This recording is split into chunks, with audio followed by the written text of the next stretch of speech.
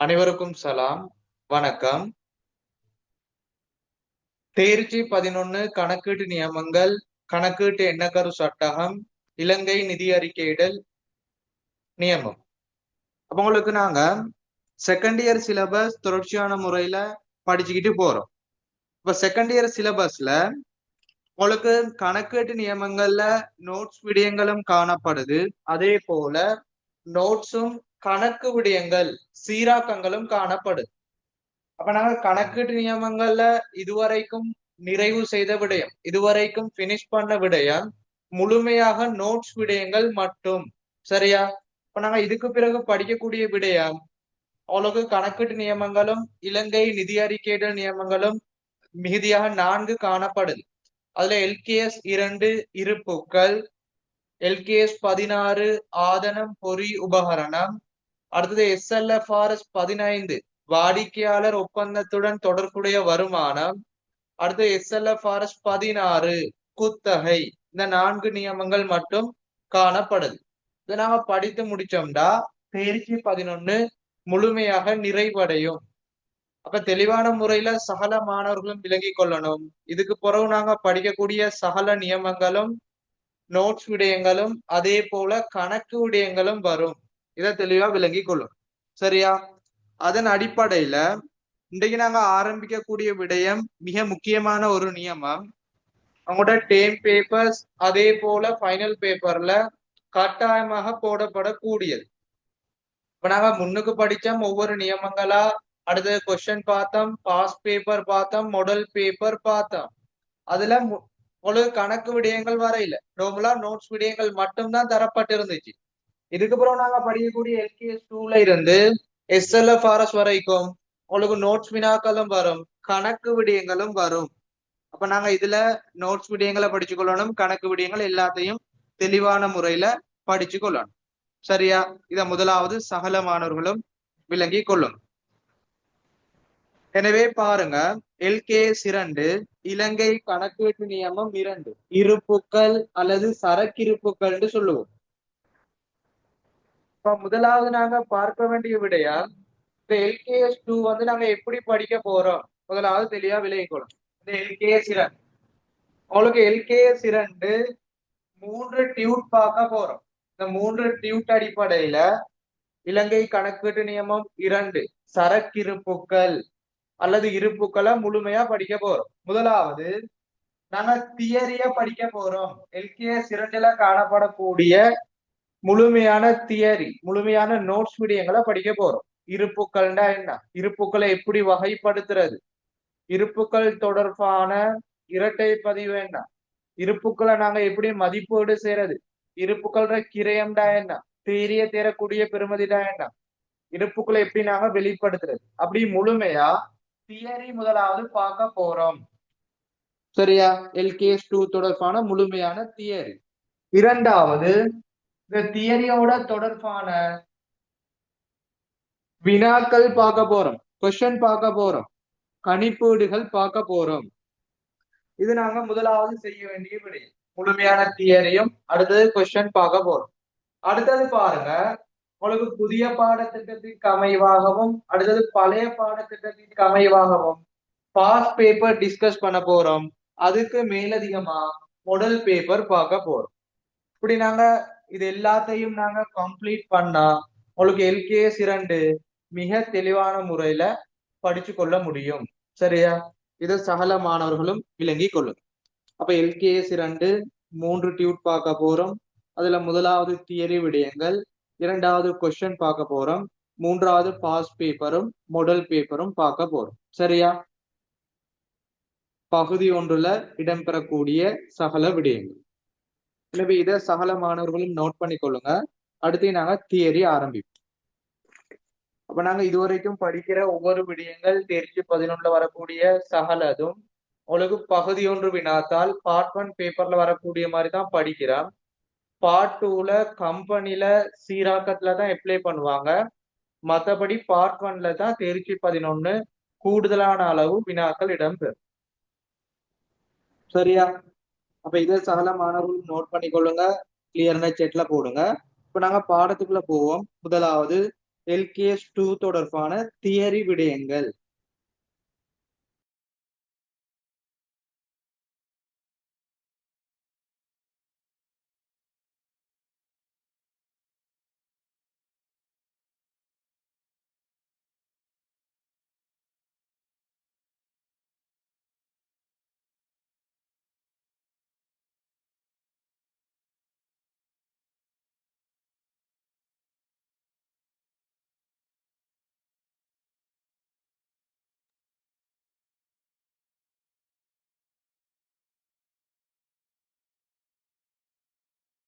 Okay, நாங்க பார்ப்போம்.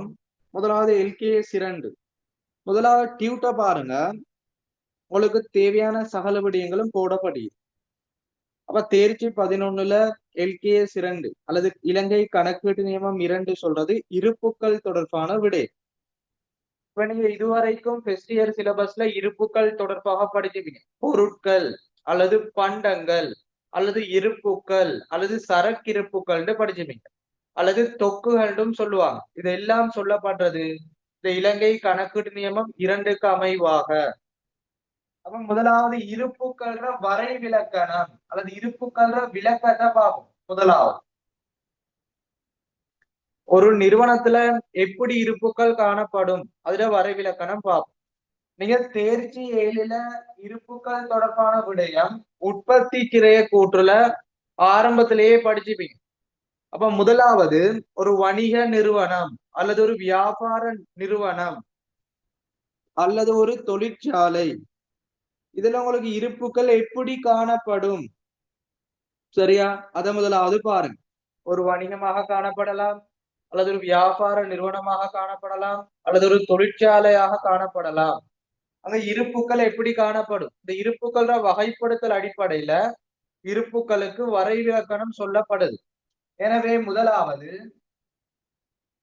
எல்லாருக்கும் தெரிஞ்ச விடயம், இருப்புக்கள் 3 அடிப்படையில காணப்படுது. முடிவு பொருள் இருப்பு, இரண்டாவது குறை வேலை அல்லது நடைமுறை வேலை இருப்பு, மூன்றாவது மூலப்பொருள் இருப்பு. இப்படி 3 வகையான இருப்புகள் காணப்படுது. ஏற்கனவே தேர்ச்சி 7ல படித்தது. அப்ப இருப்புகள் சொல்றது உங்களுக்கு நோமலா வரி விலக்கணம் இல்ல, இந்த 3 வகைப்படுத்தலையும் இணைத்து தான் நாங்க சொல்லுவோம் இருப்புகள் சொல்லுவோம். இதை தெளிவா விளங்கி கொள்ளணும். அப்ப முடிவு பொருள் இருப்பு, குறை வேலை அல்லது நடைமுறை வேலை இருப்பு அல்லது மூலப்பொருள் இருப்பு, இந்த 3 இருப்புகளையும் நாங்க சேர்த்துதான் இதுக்கான விளக்கம், இதற்கான வரை விலக்கணம் கொடுக்கப்படும். இதை தெளிவா முதலாவது விளங்கி கொள்ளணும். சரியா?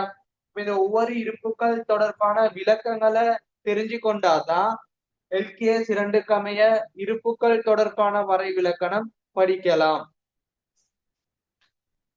சரியா? எனவே டியூட்டை பாருங்க. LKS2 படி இருப்புக்கள் என்பதன் வரை விலக்கணம். ஓகே, அப்ப ஒவ்வொரு விடயங்களா சொல்லப்படி. முடிவு பொருள் இருப்புண்டா என்ன, குறை வேலை அல்லது நடைமுறை வேலை அல்லது புத்துருவாகும் வேலைண்டா என்ன, இறுதியா மூலப்பொருள் இருப்புண்டா என்று கேட்க சொல்லப்படி. எனவே பாருங்க, முதலாவது முடிவு பொருள் இருப்பு. முடிவு பொருள் இருப்புண்டா என்ன யோசிச்சு பாருங்க.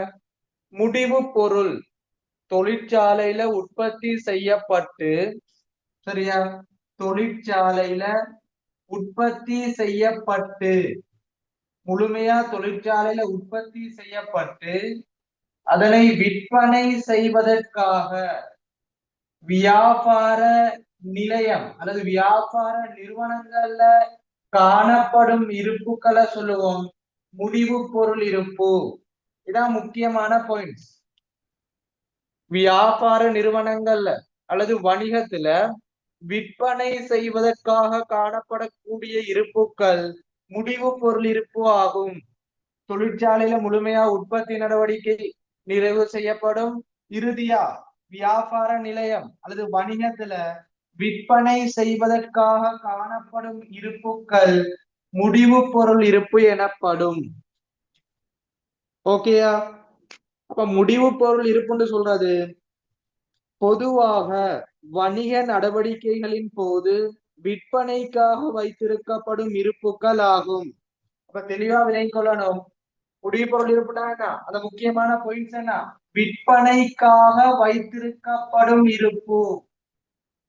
வணிக நடவடிக்கையின் போது விற்பனைக்காக வைத்திருக்கப்படும் இருப்புக்கள் முடிவு பொருள் இருப்பு ஆகும். பொதுவாக வணிக நடவடிக்கைகளின் போது விற்பனைக்காக வைத்திருக்கப்படும் இருப்புக்கள் முடிவு பொருள் இருப்பு ஆகும். உதாரணம் சொல்லித்தாரன் பாருங்க.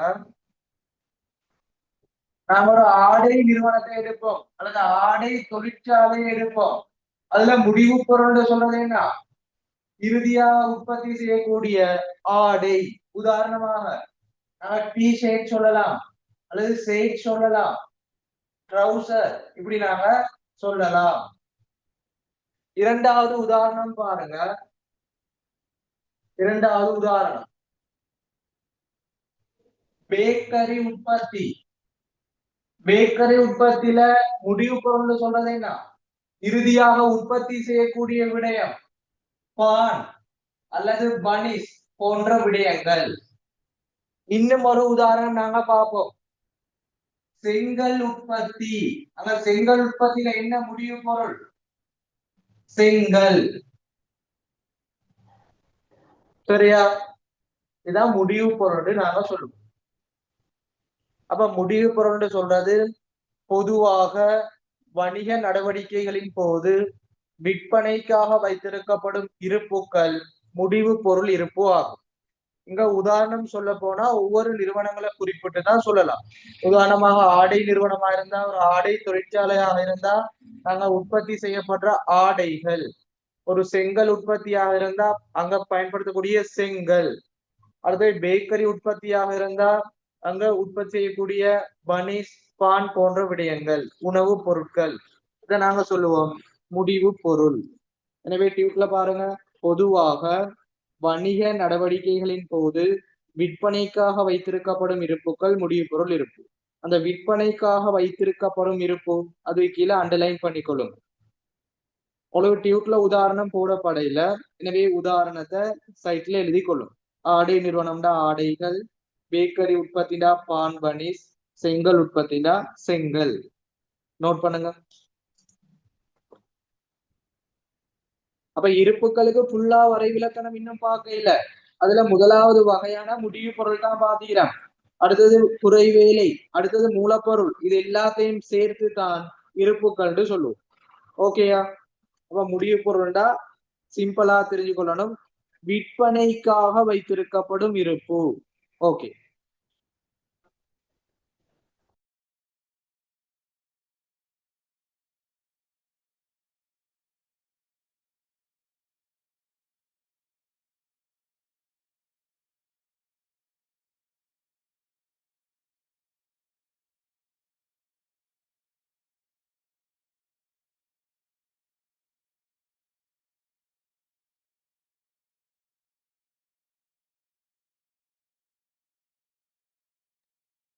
இரண்டாவது பாருங்க, குறை வேலை அல்லது நடைமுறை வேலை அல்லது புத்துருவாகும் வேலை இருப்புட.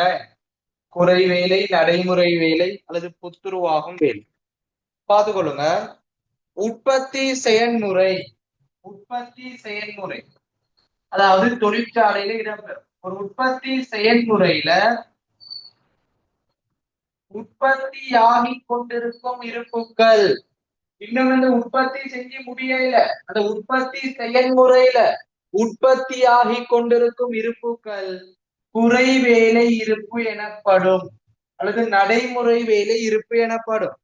ஒரு தொழிற்சாலையில பொருட்களை உற்பத்தி செய்வாங்க.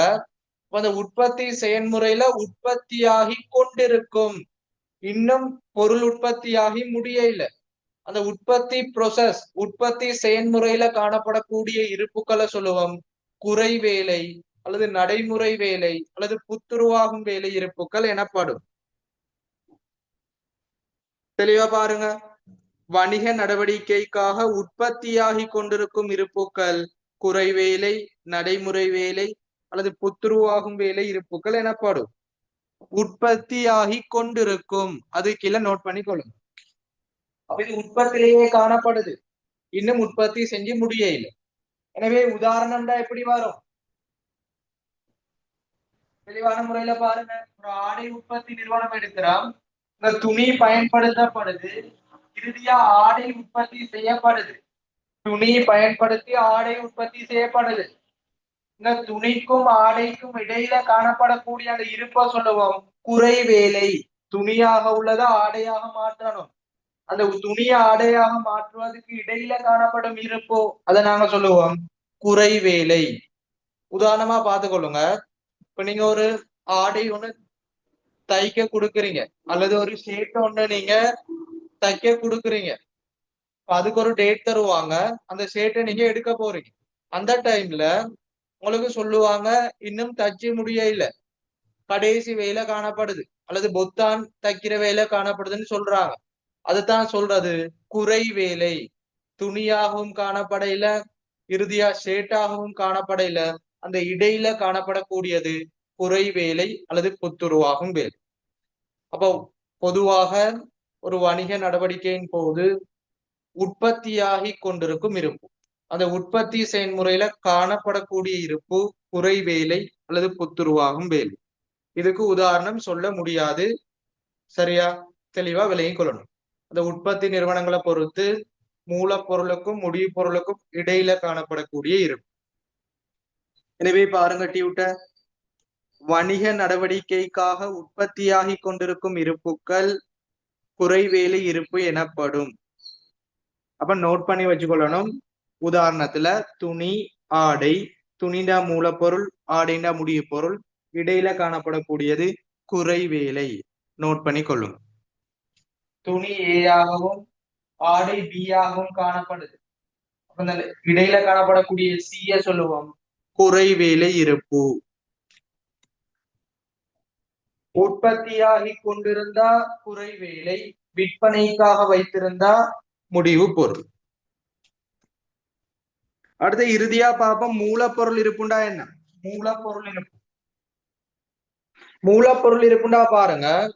ஒரு உற்பத்தி செயல்முறை, இப்ப நாங்க பொருளை உற்பத்தி செய்ய போறோம், தொழிற்சாலையில் இடம்பெற போகுது. ஒரு உற்பத்தி செயல்முறையில உற்பத்தி செய்யறதுக்கு அங்க நுகரப்படும் இருப்பு, உற்பத்தி செய்யறதுக்கு பயன்படுத்தக்கூடிய இருப்புக்களை சொல்லுவோம் மூலப்பொருள் இருப்பு. அப்ப தெளிவா பார்த்து கொள்ளணும். உற்பத்தி செயல்முறை அல்லது சேவை வளங்களின் போது நுகர்வுக்காக காணப்படக்கூடிய இருப்புக்கள், உற்பத்தி செயல்முறையின் போது பயன்படும் அல்லது நுகரப்படும் இருப்புக்கள் மூலப்பொருள் இருப்பு எனப்படும். இதை தெளிவா நோட் பண்ணி கொள்ளணும். ஒரு உற்பத்தி செயல்முறையில நாங்க நுகர்வு செய்யறதுண்டா பயன்படுத்துறது, உற்பத்தி செய்யறதுக்காக பயன்படுத்துறதுக்கு வச்சுக்கிற இருப்புக்கள், அல்லது உற்பத்தி செயல்முறையில நுகர்வு செய்வதற்காக வைத்திருக்கப்படும் இருப்புக்கள் மூலப்பொருள் இருப்பு எனப்படும். இப்ப சிம்பிளா பாடமாக்கி வச்சுக்கொள்ளணும், படிச்சு வச்சுக்கொள்ளணும். விற்பனை செய்யறதுக்காக வச்சிருந்தா அது முடிவு பொருள், உற்பத்தி ஆகி கொண்டிருந்தா அது குறைவேலை, உற்பத்தி செயல்முறையில நுகரப்படும் இருப்புக்கள் மூலப்பொருள் இருப்பு. மூலப்பொருள் இருப்புக்கு உதாரணம் பாருங்க. அதுக்கு நாங்க நிறைய சொல்லலாம், சைட்ல போட்டு காட்டுன்னு பாருங்க. ஆடை நிறுவனம், அந்த மூலப்பொருள் என்ன, துணி. அந்த உற்பத்தியை செய்யறதுக்கு பயன்படுத்துற பொருள் தான் மூலப்பொருள் துணி. பேக்கரி உற்பத்தி, அங்க மூலப்பொருள் என்ன, கோதுமை மா. செங்கல் உற்பத்தி, அங்க மூலப்பொருள் என்ன, களிமண். இப்படி நாங்க சொல்லுவோம். அப்ப விற்பனைக்காக வைத்திருந்தா முடிவு பொருள், உற்பத்தியாகி கொண்டிருந்தா குறை வேலை அல்லது நடைமுறை வேலை, உற்பத்தி செய்யறதுக்கு பயன்படுத்தக்கூடிய இருப்புக்கள் மூலப்பொருள். இந்த மூன்று வகையான இருப்புகளையும் சேர்த்துதான் நாங்க சொல்லுவோம் இருப்புக்கள் சொல்லுவோம். இதை தெளிவாக படிச்சு கொள்ளும். ஓகேயா? அப்ப இறுதியா பார்த்துக் கொள்ளுவோம். எல்கேஎஸ் 2 படி இருப்புக்கள் சொல்றது மூன்று வகையான இருப்புக்களை இணைத்து சொல்றாங்க. பொதுவாக வணிக நடவடிக்கைகளின் போது விற்பனைக்காக வைத்திருக்கப்படும் இருப்பு, உதாரணமாக ஆடை நிறுவனம்டா ஆடை, பேக்கரி உற்பத்திடா பனிஸ்பான், செங்கல் உற்பத்திடா செங்கல். வணிக நடவடிக்கையாக உற்பத்தியாகி கொண்டிருக்கும் இருப்புக்கள்டா குறை வேலை, நடைமுறை வேலை. அதுக்கு உதாரணம் சொல்ல இயலாது, மூலப்பொருளும் முடிவு பொருளுக்கும் இடையில காணப்படக்கூடியது. இறுதியா உற்பத்தி செயல்முறையில அல்லது சேவை வளங்களின் போது நுகர்வுக்காக வைத்திருக்கும் இருப்பு மூலப்பொருள் இருப்பு.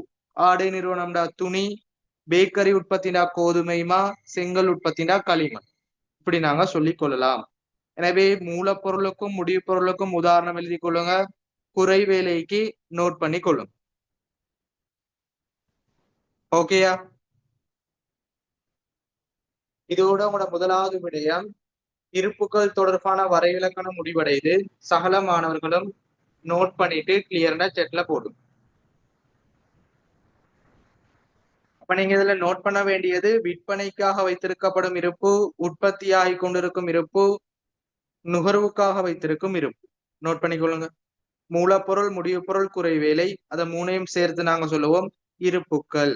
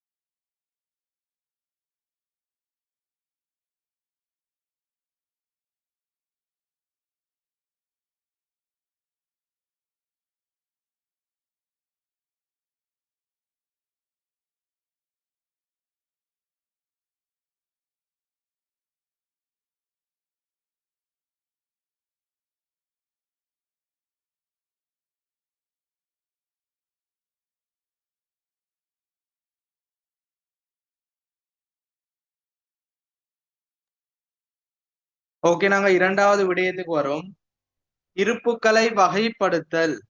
இரண்டாவது உங்களுக்கு டியூப்ல போடப்பட்ட விடயம் இருப்புக்களை நாங்க எப்படி வகைப்படுத்துவோம், அதுதான் முதலாவதே படிச்சிட்டோம். எனவே இருப்புக்களை எப்படி வகைப்படுத்துவோம்டா தெளிவாக பார்த்துக் கொள்ளுங்க எல்லா மாணவர்களும். முதலாவது முடிவு பொருள் இருப்பு, இரண்டாவது குறை வேலை அல்லது நடைமுறை வேலை அல்லது புத்துருவாகும் வேலை இருப்புக்கள், மூன்றாவது மூலப்பொருள் இருப்புக்கள். இப்படி நாங்க மூன்று வகையில இருப்புக்களை வகைப்படுத்துவோம். அப்ப இருப்புக்கள வகை அல்லது இருப்புக்களை வகைப்படுத்தல் அல்லது ஒரு வணிகத்துல ஒரு தொழிற்சாலையில இருப்புகள் எப்படி காணப்படும்டா மூன்று அடிப்படையில காணப்படும். முடிவு பொருள் இருப்பு, குறை வேலை அல்லது நடைமுறை வேலை இருப்பு, மூலப்பொருள் இருப்பு. இருப்புக்களை வகைப்படுத்தல் மூலப்பொருள் இருப்புக்கள், நடைமுறை வேலை அல்லது குறை வேலை இருப்புக்கள், முடிவு பொருள் இருப்புக்கள். நோட் பண்ணிக்கொள்ளுங்க.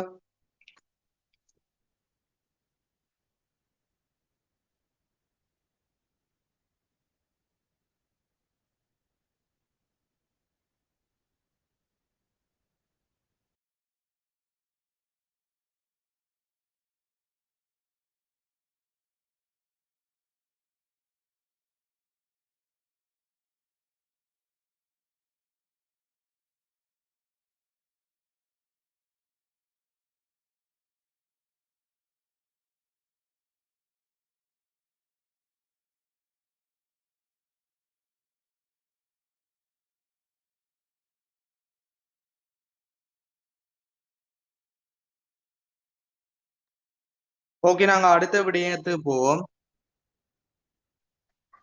முதலாவதாக இருப்புக்கள் தொடர்பாக படிக்கிற வரை இலக்கணமும் அது தொடர்பான வகைப்படுத்தல். இரண்டாவது பாருங்க, இருப்புக்கள்ல உள்ளடங்கப்படாத விடயம். எல்கேஎஸ் 2 அடிப்படையில நாங்க இருப்புக்கள்கிட்ட சொல்ல முடியாத விடயம் என்னன்னு பார்ப்போம். அப்ப இருப்புக்கள்னு சொன்னா மூலப்பொருள், முடிவு பொருள், குறை வேலை. எல்கேஎஸ் 2 படி இருப்புக்களில் உள்ளடக்கப்படாத உருப்படிகள். இதை தெளிவா படிச்சுக்கொள்ளணும். மூன்று விடயங்கள் போடப்படி. எனவே இருப்புக்கள்ல உள்ளடங்கப்படாத விடயம் நோட் பண்ணிக்கணும். இருப்புக்கள்ல உள்ளடங்கப்படாத விடயம் இது உங்களுக்கு பாஸ் பேப்பர்ல அல்லது டீம் பேப்பர்ஸ்ல வரக்கூடிய விடயம். இருப்புக்கள்ல உள்ளடங்கப்படாத உருப்படிகள். இப்ப நாங்க படிக்கக்கூடிய அந்த விடயங்கள் இருப்புக்களாக எல்கேஎஸ் 2 கமைய நிறுவனத்துல காணப்படக்கூடிய மூலப்பொருளோ முடிவுப்பொருளோ குறைவேறு அதுல உள்ளடங்கப்படாத இருப்பாக காணப்படும். எனவே முதலாவது நேரடியாக தொடர்புபட்ட சேவை ஒப்பந்தங்களும் நிர்மாண வேலைகளும் அவற்றுடன் தொடர்புபட்ட குறை வேலைகள். என்ன சொல்லப்படுது? நேரடியாக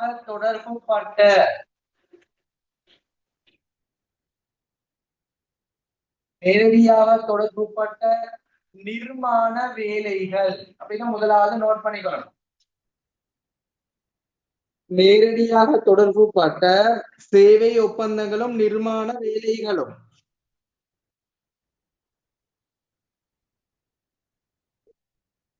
அவற்றுடன் தொடர்புடைய குறை வேலைகளும். இதை இருப்பாக நாங்க எடுக்கிறது இல்லை. நிர்மாண வேலைகள், சேவை ஒப்பந்தம், குறை வேலை, இது மூன்றும் இருப்புக்கள் இல்ல. நேரடியாக தொடர்புபட்ட சேவை ஒப்பந்தம், இப்ப நாங்க ஒரு சேவை வழங்க போறோம், அந்த சேவையோட தொடர்பான விடயம் இருப்பாக கருதப்பட மாட்டாது. அடுத்தது நிர்மாண வேலை. நிர்மாண வேலைன்னா என்ன? அதாவது வீடு கட்டி கொடுக்கிறது அல்லது ஒரு தொகுதி கட்டிடங்களை கட்டுறது, அதான் நிர்மாண வேலை. அடுத்தது அதோட தொடர்பான குறை வேலைகள், இது இருப்பாக கருதப்படாது. எனவே நேரடியாக தொடர்புபட்ட சேவை ஒப்பந்தம், நிர்மாண வேலைகளும் அவற்றுடன் தொடர்புடைய குறை வேலைகளும் வராது. இரண்டாவது நிதி சாதனங்கள். படிச்சுப்பீங்க. நிதி சாதனம் உதாரணம் பாருங்க, பங்குகள் அல்லது முறிகள், இது உங்களுக்கு இருப்பாக கருதப்பட மாட்டாது. அப்ப நிறைய பேர் பங்குகள்ல அல்லது முறிகள்ல பணத்தை முதலீடு செய்து லாபத்தை உழைப்பாங்க. அப்படி பயன்படுத்துற பங்குகள் முறிகள் இருப்பாக கருதப்பட மாட்டாது. ஓகேயா? அப்ப நிதி சாதனம், பங்குகள் முறிகள் இருப்பாக வராது. அடுத்த இறுதியா மூன்றாவது கால்நடைகள், விவசாயம் மற்றும் வனவள உற்பத்திகளும் கனிய வளங்களும். கால்நடை, விவசாயம், வனவள உற்பத்தி, கனிய வளம். நீங்க நோமலா படிச்சு வச்சுக்கொள்ளுங்க. அதுல பந்தி அமைப்புல போடப்பட்டு நீங்க நோமலா பாயிண்ட்ஸ் ஹோம்ல படிச்சுக்கொள்ளுங்க, பாயிண்ட்ஸ் வடிவுல படிச்சுக்கொள்ளுங்க. அப்ப இலகுவாக உங்களுக்கு இந்த முக்கியமான குறிப்புகள் அல்லது நோட்ஸ் விடயங்களை படிச்சு கொள்ளலாம். இப்ப LKS 2க்கு அமைய இருப்புக்கள்ல உள்ளடங்கப்படாத உருப்படிகள்னா 3 விடயங்கள். முதலாவது நேரடியாக தொடர்புபட்ட சேவை ஒப்பந்தம், நிர்மாண உற்பத்தி, நிர்மாண வேலைகள், குறை வேலைகள். இரண்டாவது பங்குகள் முறிகள். மூன்றாவது இந்த விவசாயத்தோட தொடர்பான விடயம், விவசாயம், கால்நடை, வனவள உற்பத்தி, கனிய வளங்கள். இது எல்லாத்தையும் நாங்க சொல்லுவோம் இருப்புக்கள்ல சேர்க்க மாட்டோம். சரியா? இதை நோட் பண்ணிக்கொள்ளுங்க, உங்களுடைய எக்ஸாம்ல போடப்படலாம். LKS 2 படி இருப்புக்களில் உள்ளடங்கப்படாத உருப்படிகள் நேரடியாக தொடர்புபட்ட சேவை ஒப்பந்தம், நிர்மாண வேலைகளும் அவற்றுடன் தொடர்புடைய குறை வேலைகளும், நிதி சாதனங்கள், பங்குகள் முறிகள், கால்நடைகள், விவசாயம் மற்றும் வனவள உற்பத்திகள் மற்றும் கனிய வளங்கள். நோட் பண்ணுங்க.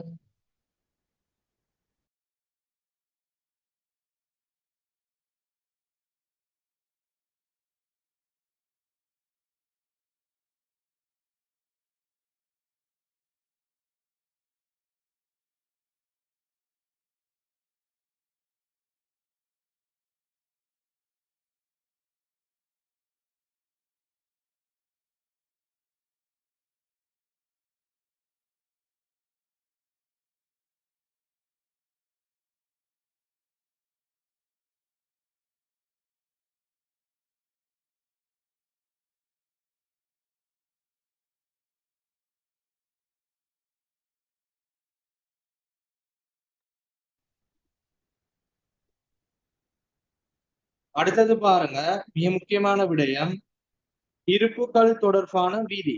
LKS 2க்கு அமைய இருப்புக்களை அளவிடுவதற்கான விதி.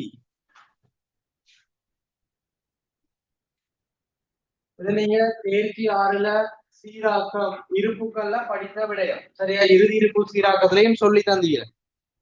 அடுத்தது மிக முக்கியமானது, ஒரு இருப்புக்கள்ற பெருமதிய மதிப்பீடு செய்யும் போது, இருப்புக்கள்ற பெருமதிய அளவீடு செய்யும் போது அல்லது இருப்பாக காட்டும் போது பயன்படுத்துற விதி என்ன? இருப்பு தொடர்பான விதி அல்லது இருப்புக்களின் பெருமதிகளை மதிப்பீடு செய்வது தொடர்பான விதி. இப்ப எல்லாருக்கும் தெரியும், நாங்க இருப்புகளை எப்படி மதிப்பீடு செய்வோம்? ஒரு இறுதி இருப்பாக எப்படி மதிப்பீடு செய்யறதுன்னா, முதலாவது இருப்புகளின் கிரயம், இருப்புகளின் கிரயம். இரண்டாவது இருப்புகளின் தேறிய தேரக்கூடிய பெறுமதி, அதாவது என்ஆர்வி பெறுமதின்னு சொல்லுவோம். இருப்புகளின் கிரயம், இருப்புகளின் தேறிய தேரக்கூடிய பெறுமதி. இரண்டையும் ஒப்பீடு செய்வோம். அப்படி ஒப்பீடு செய்து இரண்டிலும் குறைவான பெறுமதியை கண்டுபிடிப்போம். இரண்டிலும் குறைவான பெறுமதி, அந்த பெறுமதியை நாங்க என்ன செய்வோம்? இருப்பாக மதிப்பீடு செய்வோம். இதுதான் இருப்பு தொடர்பான விதி. இதை தெளிவா விலகி கொள்ளணும். இருப்புக்கள கிரயம், இருப்புக்கள தேறிய தேரக்கூடிய பெறுமதி, இரண்டையும் கணிப்பீடு செய்து அந்த கிரயம் என்ஆர்வி ஒப்பீடு செஞ்சு இரண்டிலும் குறைவான பெறுமதியை இருப்பாக மதிப்பீடு செய்வோம். இது தெளிவா விலகி கொள்ளலாம். எனவே LKS 2 இருப்புக்களின் பெறுமதியினை அளவிடுவதற்கான விதினா என்ன? நோட்ல பாருங்க. இருப்புக்களின் கிரயம் மற்றும் தேறிய தேரக்கூடிய பெறுமதி, இரண்டிலும் இருப்புக்களின் கிரயம் மற்றும் தேறிய தேரக்கூடிய பெறுமதி இரண்டையும் கணிப்பீடு செய்து குறைவான பெறுமதி இருப்பாக வெளிப்படுத்தப்படும். இருப்புக்களின் கிரயம் தேறிய தேரக்கூடிய பெறுமதி இரண்டும் கணிப்பீடு செய்து குறைவான பெறுமதி இருப்பாக வெளிப்படுத்தப்படும். சிம்பிளானது. அப்ப இருப்புக்கள் கிரயம் தேறிய தேரக்கூடிய பெறுமதியை கண்டுபிடிச்சு ரெண்டுலையும் குறைவான பெறுமதிய இருப்பாக மதிப்பீடு செய்யும். அப்ப சிம்பிளா படிச்சுக்கொள்ளுங்க. ஒரு வருமான கூற்றுல அல்லது ஒரு நிதி நிலைமை கூட்டுல இருப்புக்களை மதிப்பீடு செய்யணும்னா அடிப்படையாக தெரிஞ்சு கொள்ள வேண்டிய விடயம், கிரயம் என்ஆர்வி ரெண்டும் தந்தாண்டா கிரயம் என்ஆர்வி ரெண்டையும் ஒப்பீடு செய்யணும், அல்லது கிரயம் என்ஆர்வி ரெண்டையும் கண்டுபிடிக்கணும். அதுல ரெண்டுலையும் குறைவான பெறுமதிய இருப்பாக மதிப்பீடு செய்யணும். சரியா? இருப்புகளின் கிரயம் மற்றும் தேறிய தேரக்கூடிய பெறுமதி இரண்டையும் கணிப்பீடு செய்து குறைவான பெறுமதி இருப்பாக மதிப்பீடு செய்யப்படும் அல்லது இருப்பாக வெளிப்படுத்தப்படும். அடுத்தது பாருங்க, முக்கியமான விடயம், இந்த இருப்புக்கள் பொதுவாக நாங்க எப்படி வெளிப்படுத்துவோம்? ஒரு வருமான கூற்றுல, அடுத்தது நிதி நிலைமை கூற்றுல இருப்புக்களை நாங்க பொதுவாக எப்படி வெளிப்படுத்துறது தெளிவா விளங்கிக் கொள்ளணும். நோமலா இருப்புகளை எப்படி பதிவு செய்வோம்டா, முதலாவது வருமான கூற்றுல அந்த விற்பனை கிரயம், அந்த விற்பனை கிரயத்துல இறுதி இருப்புன்னு கழிச்சு காட்டுவோம். அதாவது இருப்புக்கள கிரயத்தை கழிச்சு காட்டுவோம். இது முதலாவது. இரண்டாவது நிதி நிலைமை கூற்றுல நடைமுறை சொத்துல இறுதி இருப்புன்னு காட்டுவோம். இது இரண்டாவது பதிவு. இதான் நாங்க பொதுவாக இருப்புக்களை வெளிப்படுத்துறது. நோமலா ஒரு இருப்புக்களை எப்படி பொதுவா நாங்க பதிவு செய்யறதுண்டா, வருமான கூற்றுல விற்பனை கிரயத்துல கழிச்சு காட்டுவோம், நிதி நிலைமை கூற்றுல நடைமுறை சொத்தாக காட்டுவோம். சரியா? எனவே இரண்டாவது பாயிண்ட்ஸ பாருங்க. இருப்புக்களை பொதுவாக லாபம் அல்லது நட்டம் ஏனைய முற்றுமடங்கிய வருமான கூற்றில் செலவாகவும், அதான் விற்பனை கிரயத்துல இறுதி இருப்பா காட்டுறது, நிதி நிலைமை கூற்றில் நடைமுறை சொத்தாகவும் வெளிப்படுத்தல் வேண்டும். தெளிவா விளங்கிக் கொள்ளும்.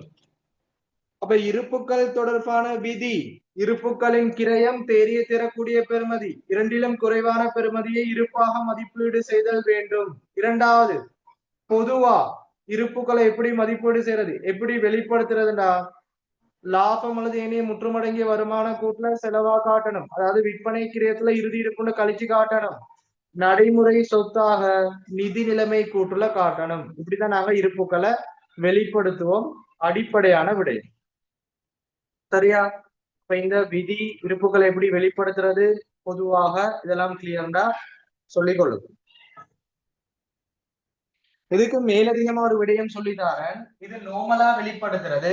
அப்படி இல்லாட்டி இந்த கிரயம் என்ஆர்வி இந்த ரெண்டும் தந்து இதுல என்ஆர்வி குறைவாக இருந்தால், கிரயம் என்ஆர்வி ரெண்டும் தந்து என்ஆர்வி குறைவாக இருந்தால் நாங்க என்ன செய்வோம்டா, முதலாவது இருப்புக்கள் கிரயம் அதை நாங்க இறுதி இருப்புல கழிச்சு காட்டுவோம். இருப்புக்கள் கிரயம் அதை இறுதி இருப்புல கழிச்சு காட்டுவோம். ரெண்டிலும் குறைவான பெறுமதியை நடைமுறை சொத்தாக இறுதி இருப்புன்னு காட்டுவோம். இந்த ரெண்டுக்கும் இடையிலான வித்தியாசத்தை ஏனைய செலவுல ரெண்டுக்கும் இடையிலான வித்தியாசத்தை ஏனைய செலவுல இருப்பு குறைவு நட்டம் அல்லது இருப்பு பெறுமதி வீழ்ச்சி நட்டம்னு காட்டுவோம். சரியா? இதையும் தெரிஞ்சு கொள்ளுங்க. இப்ப நான் ஃபர்ஸ்ட் சொல்லி தந்தது நோமலா எப்படி இருப்ப வெளிப்படுத்தாது, அப்படி இல்லையா? இதையும் சொல்லித்தாரன். இருப்புக்கள் என்ஆர்வி ரெண்டும் தந்து என்ஆர்வி குறைவாக வரக்கூடிய சந்தர்ப்பத்துல அந்த இருப்புக்கள கிரயம் எப்பொழுதும் விற்பனை கிரயத்தில் கழித்து காட்டப்படும். கிரயம் என்ஆர்வில குறைவான பெறுமதி எப்பொழுதும் நடைமுறை சொத்தாக காட்டப்படும். ரெண்டுக்கும் இடையிலான வித்தியாசம் இருப்பு பெறுமதி வீழ்ச்சி நட்டம் அல்லது இருப்பு குறைவு நட்டமா ஏனைய செலவுல காட்டப்படும். ஓகேயா? அதையும் டியூட்ல மேலதிகமா குறிப்பிடுத்திக் கொள்ளும். இதோட அடிப்படையான விடயம் முடிவடைது. அடுத்து நாங்க தொடர்ச்சியான முறையில இதுல நாங்க பார்த்த இருப்புக்கள் கிரயம் இத படிக்க போறோம். அடுத்தது இருப்புக்கள் தேறிய திறக்கூடிய பெறுமதி அதை நாங்க படிப்போம். சரியா? இப்ப அடுத்தது படிக்கக்கூடியது என்ன? கிரயம்டா என்ன, அதுல வரக்கூடிய விடயங்கள், என்ஆர்விண்டா என்ன, அதுல வரக்கூடிய விடயங்கள். அதுக்கப்புறம் கிரயம் என்ஆர்விய எப்படி நாங்க கணிப்பீடு செய்யறது, அதுக்கு பயன்படுத்தக்கூடிய சமன்பாடுகள், சூத்திரங்கள் என்ன, அடிப்படைகள் என்று விரிவாக பார்க்க போறோம். அப்ப இது கிளியர்ண்டா எல்லாரும் செட்ல போட்டுக்கொள்ளுங்க. தொடர்ச்சியான முறையில அடுத்த தியரிய பார்ப்போம். இன்றைக்கு நாங்க படிக்கக்கூடியது இருப்புக்கள் தொடர்பான தியரி மட்டும்தான். டியூட்ல தியரி முழுமையா போடப்பட்டு அதை படிச்சு கொள்ளுங்க. அடுத்த கிளாஸ்ல கொஸ்டின் பார்ப்போம். அடுத்தது past paper, model paper discuss பார்ப்போம். அதோட இருப்புக்கள் முடிவடையும்.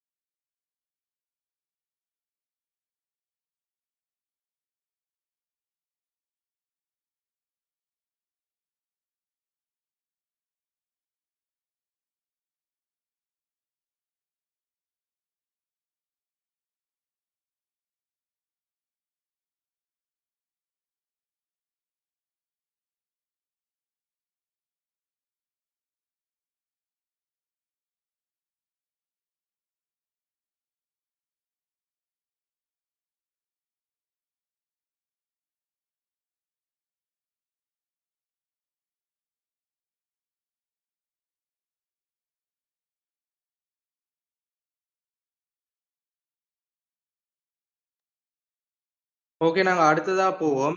இருப்புக்களின் கிரயம். சரியா? எப்படி படிச்சுட்டு போறோம்னு பா. இருப்புக்கள கிரயம் என்ஆர்வி அடுத்தது பார்க்க போறோம் படிப்படியா. அதுல வரை விலக்கணம், அதுல விளக்கங்கள், வகைப்படுத்தல் அப்படி நாங்க படிச்சுக்கிட்டு போவோம். எனவே பாருங்க, இருப்புக்களின் கிரயம் சொல்லுவோம்.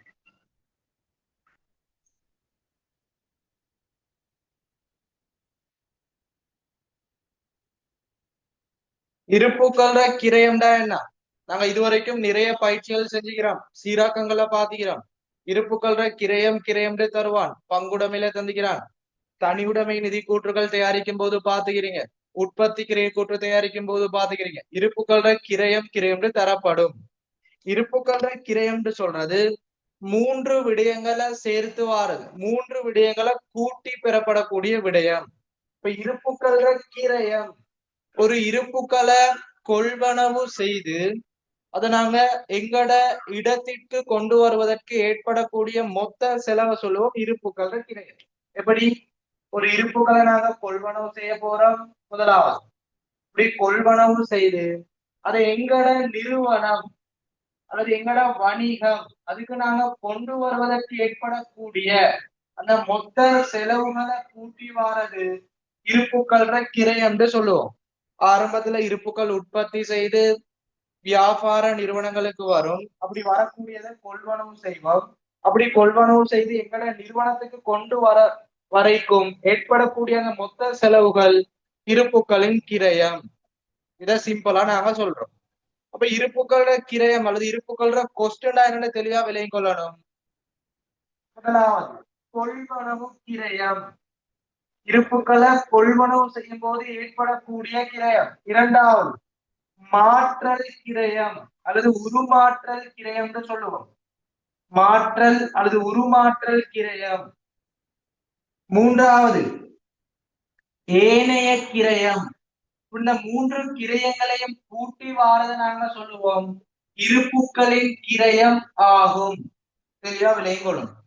அப்ப இருப்புக்கள கிரயம்டா சிம்பிளா விளங்கிக் கொள்ளணும்.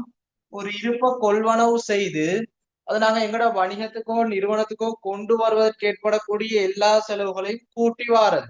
இப்ப முதலாவது கொள்வனவு கிரயம். ஆரம்பத்துல பொருள்ற கொள்விலை காணப்படும்.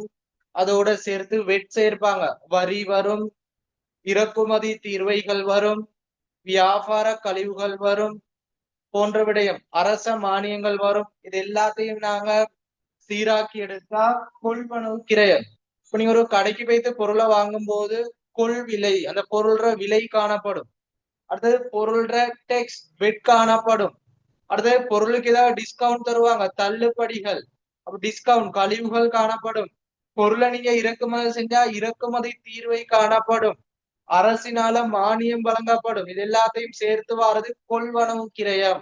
அந்த கொள்வனவு கிரயம். இரண்டாவது மாற்றல் கிரயம். மூலப்பொருளை முடிவு பொருளாக மாற்றுவதற்கு ஏற்படக்கூடிய கிரயம்.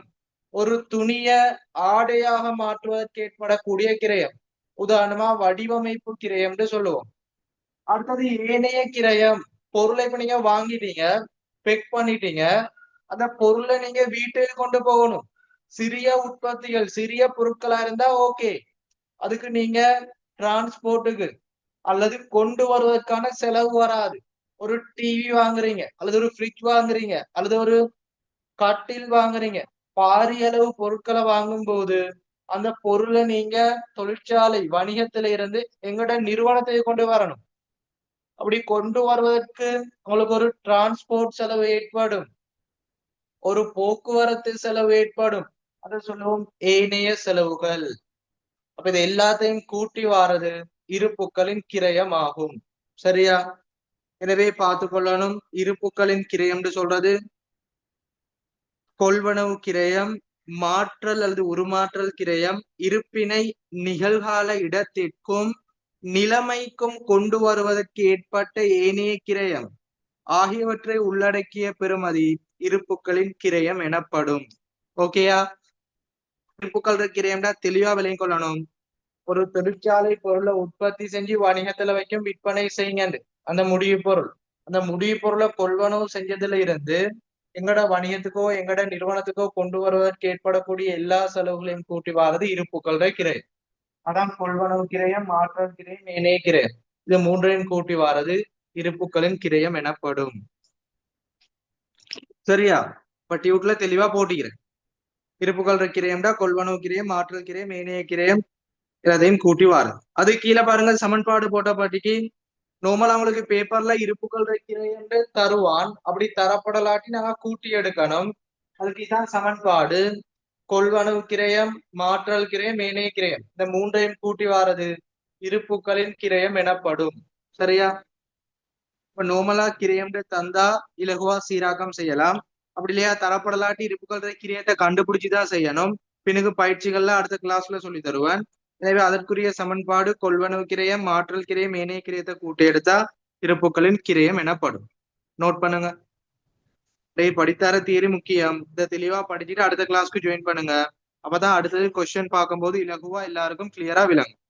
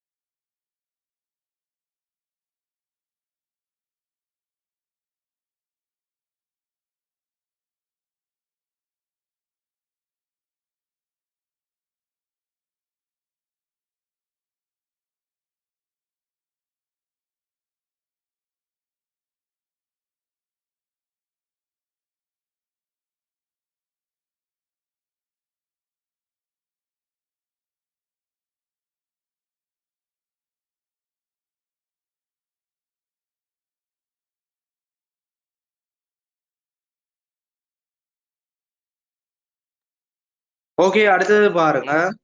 இப்ப நாங்க பார்ப்போம் இருப்புக்கள்ற கிரயம், அதுல வரக்கூடிய அந்த வகைப்படுத்தல் அல்லது இருப்புக்கள்ற கிரயத்தை எப்படி கணிப்பீடு செய்வோம். இருப்புக்கள்ற கிரயத்துக்குள்ள 3 விடயங்கள் வரும்: கொள்வனவு கிரயம், மாற்றல் கிரயம், ஏனைய கிரயம். இப்ப நாங்க தனித்தனியா இந்த விடயங்களை படிக்க போறோம். கொள்வனவு கிரயம்டா என்ன, மாற்றல் கிரயம்டா என்ன, ஏனைய கிரயம்டா என்ன, அதற்கான வரைவிலக்கணங்கள் சமன்பாடுகளை பார்த்துக்கொள்வோம். எனவே முதலாவது பாருங்க, கொள்வனவு கிரயம். கொள்வனவு கிரயம்டா என்னன்னு சொல்லித்தார் டியூட்ல தெளிவா போடப்பட்டிக்கு. கொள்வனவு கிரயம்னு சொல்றது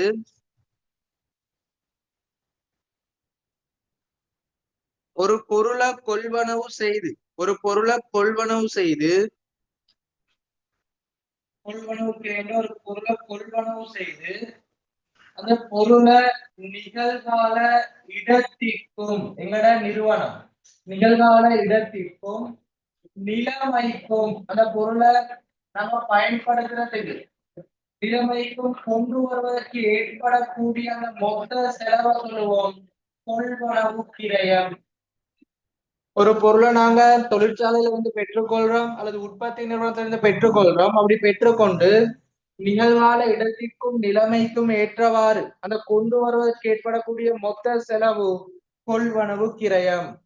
இப்ப கொள்வனவு கிரயம்டா என்ன, ஒரு பொருளை கொள்வனவு செய்து அந்த இருப்புக்களை நிகழ்கால இடத்திற்கும் உரிய நிபந்தனைகளுக்கு அமைய கொண்டு வருவதற்கு ஏற்படும் கிரயங்களை குறிக்கும். டியூட்ல பாருங்க, கொள்வனவு கிரயம் என்பது இருப்புக்களை நிகழ்கால இடத்திற்கும் உரிய நிபந்தனைகளுக்கு அமைய கொண்டு வருவதற்கு ஏற்படும் கிரயங்களை குறிக்கும். அப்படி இல்லையா, தெளிவா போட்டுகிறேன். கொள்வனவு கிரயம் என்பது அந்த இருப்புக்கள்ற கொள்விலை. முதலாவது இருப்புக்கள்ற கொள்விலை, ஒவ்வொரு பொருளுக்கும் கொள்விலை காணப்படும். அந்த கொள்விலை அதோட கப்பல் கட்டணம். கப்பல் கட்டணம்னா என்ன, ஹாபர்ல வாங்குறது. பொருளை நீங்க இறக்குமதி செய்றீங்களா, ஹாபருக்கு நீங்க கொடுத்தா பொருளை பெற்றுக்கொள்ளணும். அடுத்தது இறக்குமதி தீர்வை, அதெல்லாம் கூட்டணும். கொள்விலையோட கப்பல் கட்டணம், இறக்குமதி தீர்வை. அடுத்தது இறக்குமதி தீர்வைக்கு இன்னொரு பேர் என்ன சொல்லலாம், சுங்க கட்டணம். உங்களுக்கு பொருளில இருந்து ஏதாவது பொருட்களை அனுப்பி இருந்தா அதை நீங்க பெற்றுக்கொள்றதுக்கு சுங்க கட்டணம் வழங்கணும். அடுத்து ஏற்றல் இறக்கல் கட்டணம். இந்த பொருளை ஏற்றி இறக்குறதுக்கு ஏற்படக்கூடிய செலவுகள் ஏற்றல் இறக்கல் கட்டணம். இதெல்லாத்தையும் கூட்டி வியாபார கழிவு, டிஸ்கவுண்ட் சொல்லுவோம், வியாபார கழிவு. அடுத்தது அரச மானியங்கள், எல்லாத்தையும் நாம கழிச்சு வரக்கூடிய பெறுமதி கொள்வனவு கிரயம் எனப்படும். அப்ப தெளிவா விளங்கி கொள்ளணும், கொள்வனவு கிரயம்டா ஒரு பொருளை கொள்வனவு செஞ்சு அதை நிகழ்கால நிலைமைக்கும் இடத்திற்கும் கொண்டு வருவதற்கு ஏற்படக்கூடிய செலவுகள் கொள்வனவு கிரயம். அப்போ ஒரு பொருள்ற கொள்விலையோட இறக்குமதி தீர்வை, சுங்க கட்டணம், கப்பல் கட்டணம், அடுத்தது ஏற்றி இறக்கல் கட்டணம், இது எல்லாத்தையும் கூட்டி டிஸ்கவுண்ட் கழிவுகள் மானியங்களை கழிச்சு வரக்கூடிய பெறுமதி கொள்வனவு கிரயம் எனப்படும். சரியா, பட்டிவிட்ட பாருங்க.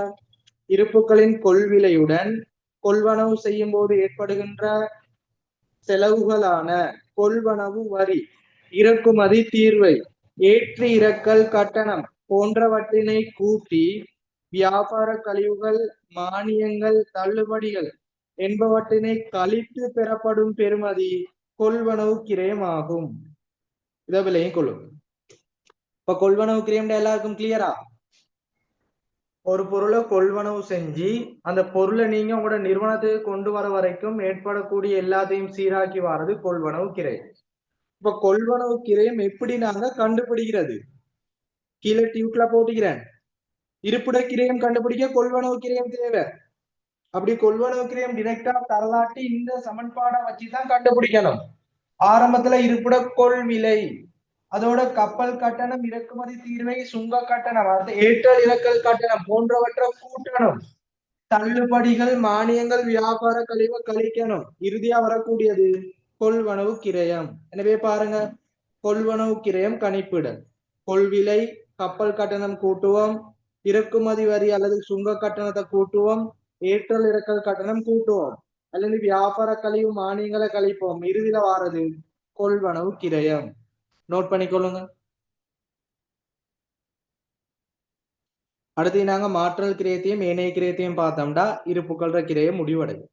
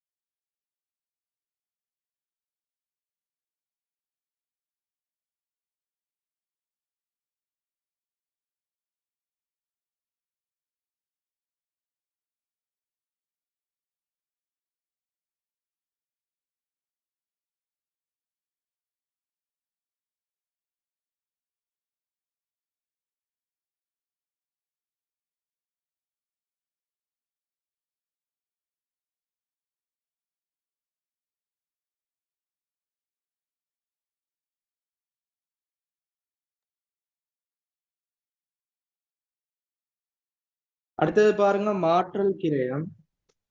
மாற்றல் கிரயம் சொல்றது தெளிவா விளங்கிக் கொள்ளுங்க, மிக இலகுவானது. மாற்றல் கிரயம்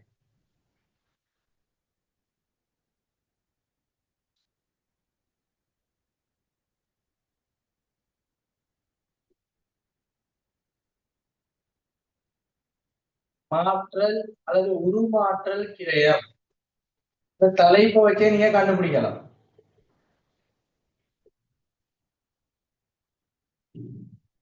இருப்புக்களை ஓர் நிலையிலிருந்து இன்னும் ஒரு நிலைக்கு மாற்றுவதற்கு ஏற்படக்கூடிய கிரயம். தெளிவா பாருங்க, இருப்புக்களை ஓர் நிலையிலிருந்து இன்னும் ஒரு நிலைக்கு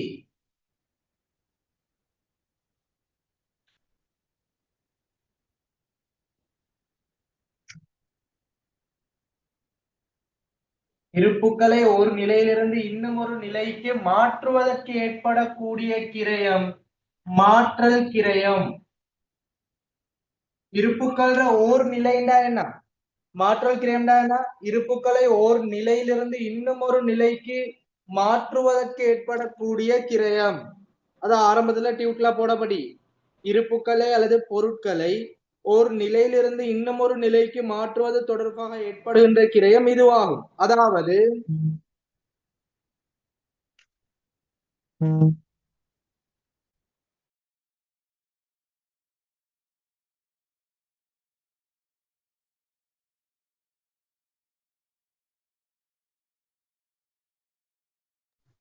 இருப்புக்கள்ற ஒரு நிலைண்டா என்ன தெளிவா விலை கொள்ளணும். இருப்புக்கள்ற ஒரு நிலையிலிருந்து இன்னும் ஒரு நிலைக்கு மாற்றுவதற்கு ஏற்படக்கூடிய கிரயம் மாற்றல் கிரயம். சிம்பிளா சொல்லித்தாரேன் பாருங்க. ஒரு நிலைன்னு சொல்றது மூலப்பொருள். அந்த மூலப்பொருளை முடிவு பொருளாக மாற்றுவதற்கு, மூலப்பொருளை முடிவு பொருளாக மாற்றுவதற்கு ஏற்படக்கூடிய கிரயம் மாற்றல் கிரயம் எனப்படும். இப்ப உங்களுக்கு கிளியரா? எங்கட வணிகம் அல்லது நிறுவனத்துல காணப்படக்கூடிய மூலப்பொருட்களை முடிவு பொருளாக மாற்றுவதற்கு ஏற்படக்கூடிய கிரயம் மாற்றல் கிரயம். உதாரணமா பாருங்க, இந்த துணி காணப்படுது, அந்த துணியை நாங்க ஒரு ஆடையாக மாற்றணும், அதுக்கு ஏற்படக்கூடிய அந்த செலவை சொல்லுவோம் மாற்றல் கிரயம். ஒரு கோதுமை மா காணப்படுது, ஒரு மா காணப்படுது, அவங்க மணிசாக மாற்றணும் அல்லது பானாக மாற்றணும், அதை நாங்க சொல்லுவோம் மாற்றல் கிரயம். சரியா? அடுத்தது கரும்பு காணப்படுது, அதனால சீனியாக மாற்றணும், இதுக்கு ஏற்படக்கூடிய கிரயம் மாற்றல் கிரயம். இப்ப மாற்றல் கிரயம்டா சிம்பிள் ஆனது. டியூட்ல பாருங்க, இருப்புக்களை அல்லது பொருட்களை ஒரு நிலையிலிருந்து இன்னொரு நிலைக்கு மாற்றுவதற்கு ஏற்படுவது தொடர்பாக வரக்கூடிய கிரயம். இருப்புக்களை ஒரு நிலையிலிருந்து இன்னும் ஒரு நிலைக்கு மாற்றுவது தொடர்பாக ஏற்படுகின்ற கிரயம். அதாவது மூலப்பொருட்களை முடிவு பொருளாக மாற்றும் போது ஏற்படுகின்ற சகல கிரயங்களையும் கூட்டி வருவது மாற்றல் கிரயமாகும். அதுக்குதான் உதாரணம் சொன்னேன். துணிய ஆடையாக மாற்றுவதற்கு ஏற்படக்கூடிய கிரயம், அல்லது கரும்ப சீனியாக மாற்றுவதற்கு ஏற்படக்கூடிய கிரயம், அல்லது கோதுமை மாவை பான் அல்லது மணிசாக மாற்றுவதற்கு ஏற்படக்கூடிய கிரயம். இப்ப அடுத்தது தெளிவா பார்ப்போம். இந்த மாற்றல் கிரயத்துக்கான சமன்பாடு அது மாற்றல் கிரயம் எப்படி கண்டுபிடிக்கப்படும் சொல்லிதார்.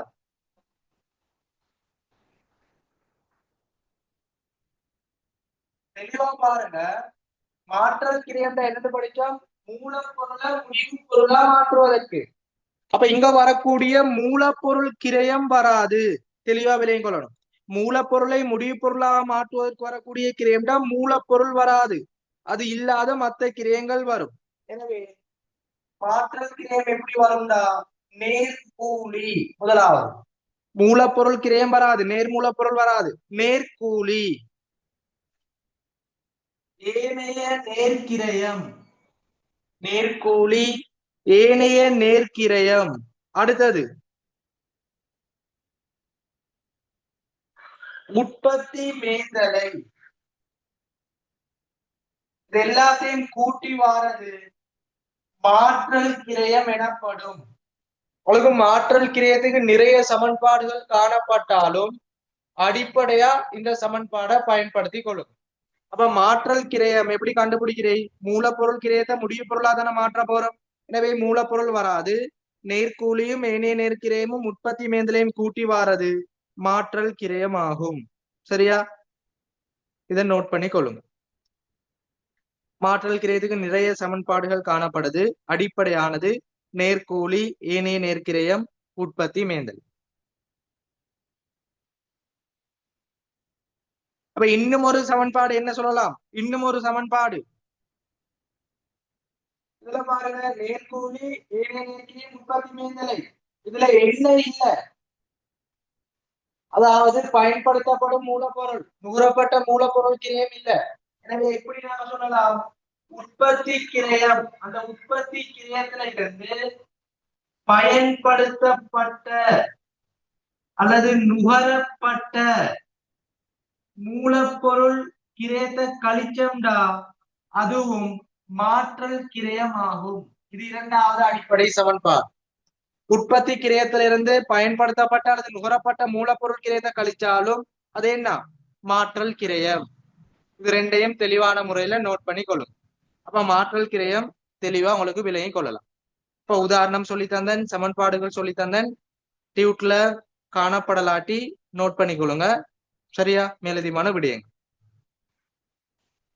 நேர்கூலி ஏனைய நேர்கிரயம் உற்பத்தி மேந்தலையை கூட்டினா மாற்றல் கிரயம். அப்படி இல்லையா உற்பத்தி கிரயத்திலிருந்து பயன்படுத்தப்பட்ட நுகரப்பட்ட மூலப்பொருள் கிரயத்தை கழிச்சோம்டா மாற்றல் கிரயம்.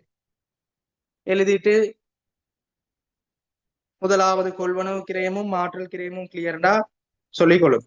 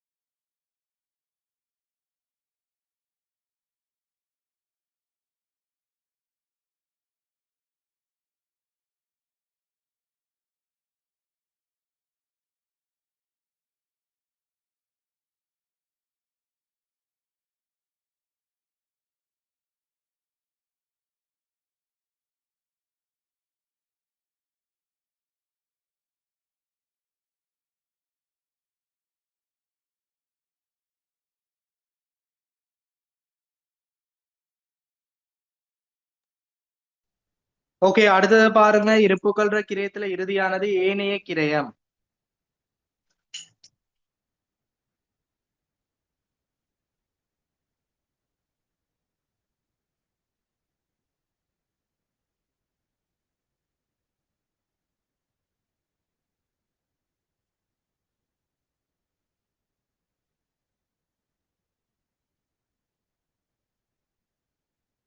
ஏனைய கிரயம்னா என்னன்னு தெளிவா விளங்கிக் கொள்ளுங்க. முதலாவது பொருட்களை கொள்வனவு செஞ்சுட்டேன், கொள்வனவு கிரயம். அல்லது மூலப்பொருளை முடிப்பொருளா மாற்றுவதற்கு வரக்கூடிய கிரயங்கள் மாற்றல் கிரயம். ஏனைய கிரயம்டா இருப்புக்களை நிகழ்கால இடத்திற்கும் நிலைமைக்கும் கொண்டு வருவதற்கு ஏற்படக்கூடிய ஏனைய கிரயங்கள். அதாவது கொள்வனவு கிரயமும் மாற்றல் கிரயமும் இல்லாத ஏனைய கிரயத்தை சொல்லுவோம் ஏனைய கிரயம். ஒரு பொருளை கொள்வனவு செய்து அதனை நிகழ்கால இடத்திற்கும் அடுத்தது நிகழ்கால நிலைமைக்கும் கொண்டு வருவதற்கு ஏற்படக்கூடிய ஏனைய கிரயங்கள் ஏனைய கிரயம் என்று சொல்லுவோம். கொள்வனவு கிரயமும் மாற்றல் கிரயமும் தவிர்ந்த ஏனைய கிரயம் ஏனைய கிரயம் எனப்படும். சரியா? அப்ப ஏனைய கிரயம்னா என்ன? இருப்புக்களை நிகழ்கால இடத்திற்கும் நிலைமைகளுக்கும் கொண்டு வருவதற்காக ஏற்பட்ட ஏனைய கிரயங்கள் இதுவாகும். அதாவது கொள்வனவு கிரயம் மாற்றல் கிரயங்கள் தவிர்ந்த ஏனைய கிரயங்கள் ஆகும். டியூட்ல பாருங்க. ஏனைய கிரயம் என்பது இருப்புக்களை நிகழ்கால இடத்திற்கும் நிலைமைக்கும் கொண்டு வருவதற்காக ஏற்பட்ட ஏனைய கிரயங்கள் ஆகும். அதாவது கொள்வனவு கிரயம் மாற்றல் கிரயம் தவிர்ந்த ஏனைய கிரயங்கள் ஆகும். ஓகேயா? இதைத்தான் நாங்க சொல்லுவோம். ஏனைய கிரயங்களுக்கு நாங்க என்ன உதாரணம் சொல்லுவோம்டா? உற்பத்தி அல்லா மேந்தலைகள். உற்பத்தி அல்லா மேந்தலை. உற்பத்தி அல்லா மேந்தலைன்னா என்ன? நிர்வாக கிரயங்கள். நிர்வாக செலவுன்னு சொல்லுவோம். அந்த நிர்வாக கிரயம் பொதுவா ஏனைய கிரயங்களுக்கு சொல்றது வடிவமைப்பு அல்லது பொதி கட்டும் கிரயம். வடிவமைப்பு கிரயங்களை நாம சொல்லுவோம் ஏனைய கிரயம். அப்ப தெளிவா விளங்கிக் கொள்ளணும். ஏனைய கிரயங்கள்ல வடிவமைப்பு கிரயங்கள் தான் பொதுவாக பயன்படுத்தப்படும். அப்படி இல்லையா உற்பத்தி எல்லாம் மேந்தலைகளும் வரும். சரியா? இதோட ஏனைய கிரயங்கள் முடிவடையும். தெளிவா நோட் பண்ணி கொள்ளும். இருப்புக்களை நிகழ்கால இடத்திற்கும் நிலைமைகளுக்கும் கொண்டு வருவதற்கு ஏற்பட்ட ஏனைய கிரயங்கள். அதாவது கொள்வனவு கிரயம் மாற்றல் கிரயம் தவிர்ந்த ஏனைய கிரயம். பொதுவாக உற்பத்தி அல்லா மேந்தலைகளும் வடிவமைப்பு கிரயங்களும் ஏனைய கிரயங்களாக கருதப்படும். நோட் பண்ணிக்கொள்ளுங்க.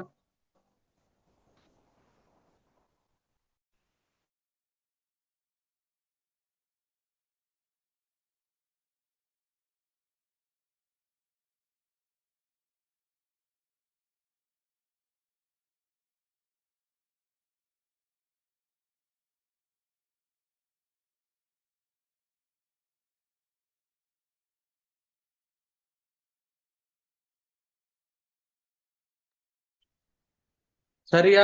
இதோட உங்களோட இருப்புக்கள்ற கிரயம் முடிவடையுது.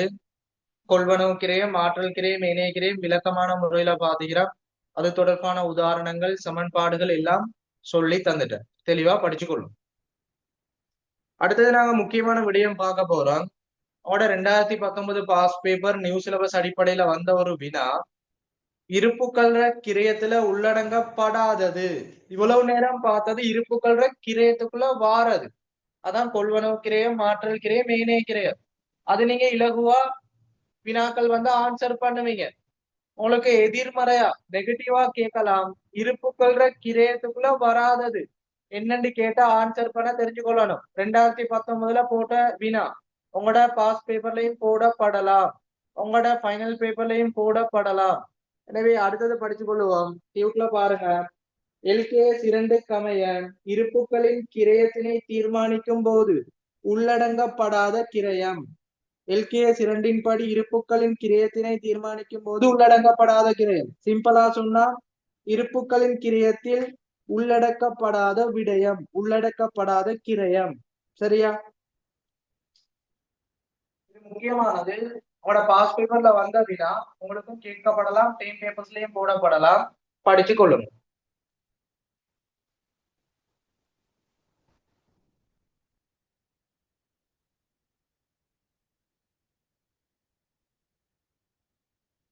இருப்புக்கள்ற கிரயத்துல உள்ளடக்கப்படாதது தெளிவா சொல்லித்தாரு. முதலாவது, மூலப்பொருள், ஊழியம், ஏனைய உற்பத்தி கிரயங்களோட வீணாக்கப்பட்ட விடயம். மூலப்பொருள், இரண்டாவது கூலி, அதான் சொல்லுவோம் ஊழியம். அடுத்தது ஏனைய உற்பத்தி கிரயம். மூலப்பொருள், கூலி, ஏனைய உற்பத்தி கிரயங்களோட வீணாக்கப்பட்ட தொகை. நாங்க எப்படி சொல்லுவோம்? விரயங்கள், வீணாக்கப்பட்டது. இது வராது. ஒரு மூலப்பொருளாக காணப்படலாம், ஒரு கூலியாக காணப்படலாம், ஏனைய உற்பத்தி மேந்தலைகளாக காணப்படலாம். அதோட தொடர்பு பட்ட வீணாக்கப்பட்டது, அந்த வேஸ்டேஜ் சொல்லுவோம், அது உற்பத்தி கிரயம். அது உங்களுக்கு இருப்பு கொள்ற கிரயத்துக்குள்ள வராது.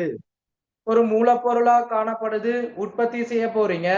இப்ப உற்பத்திக்கு பயன்படுத்தப்படாத மூலப்பொருள் ஒரு விரயம். கூலி வழங்க போறீங்க, நீங்க பொருளை உற்பத்தி செய்யறதுக்கு ஒரு ஆளுக்கு சம்பளம் கொடுக்குறீங்க, மேலதிகமா எக்ஸ்ட்ரா போறது வீணாக்கப்பட்ட கூலி வராது. ஏனைய உற்பத்தி மேந்தலைகள்ல வீணாக்கப்பட்ட தொகை வராது. அப்ப தெளிவா விளைக்கொள்ளணும். இல்ல சிம்பிளான வேட் வந்து வீணாக்கப்பட்ட தொகை, வீணாக்கப்பட்ட அசாதாரண தொகை, பழுதுகளும் விரயங்களும் சொல்லுவோம். அது மூலப்பொருளோட வரலாம், கூலியோட வரலாம், உற்பத்தி ஏனைய உற்பத்தி கிரயங்களோட வரலாம். எனவே எல்கேஎஸ் ரெண்டுக்குமே இருப்புக்கள் கிரியத்துல உள்ளடக்கப்படாததுண்டா தெளிவா பார்த்துக்கொள்ளணும். வீணாக்கப்பட்ட அசாதாரண தொகை அல்லது எப்படி சொல்லுவோம்டா பழுதுகளும் விரயங்களும். இரண்டாவது, நிர்வாக மேந்தலைகள். இது உங்களுக்கு இருப்புக்கள் கிரியத்துக்குள்ள வராது.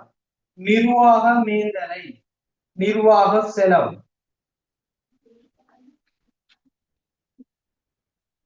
அடுத்த மூன்றாவது, களஞ்சியப்படுத்தல் கிரயம். களஞ்சியப்படுத்தல் கிரயம் இருப்புக்கள் கிரயத்துக்குள்ள வராது. விற்பனை செலவுகள். இறுதியா பாருங்க, கொள்வனவு தொடர்பான வட்டி.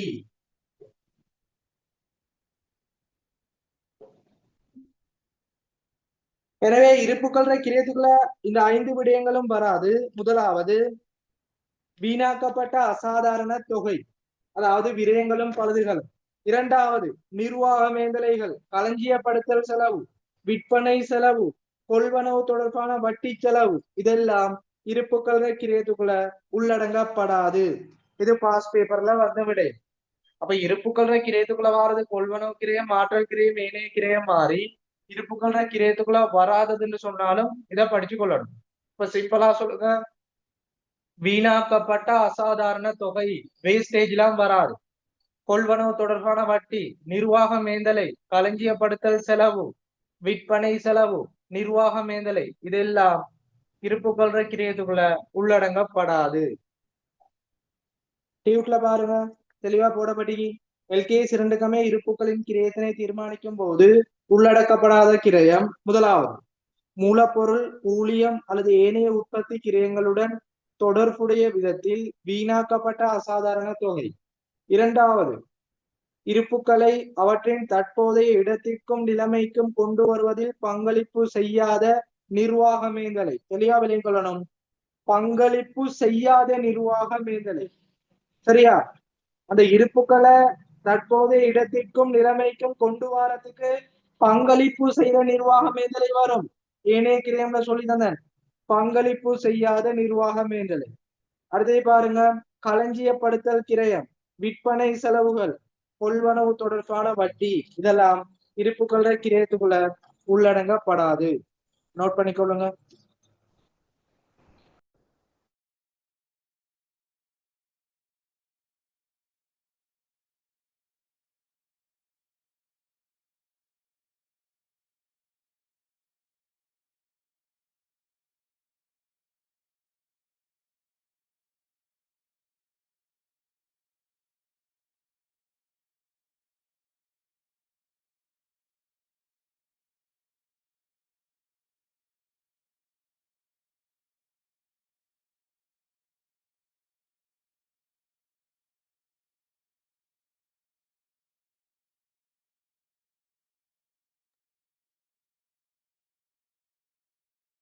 சரியா?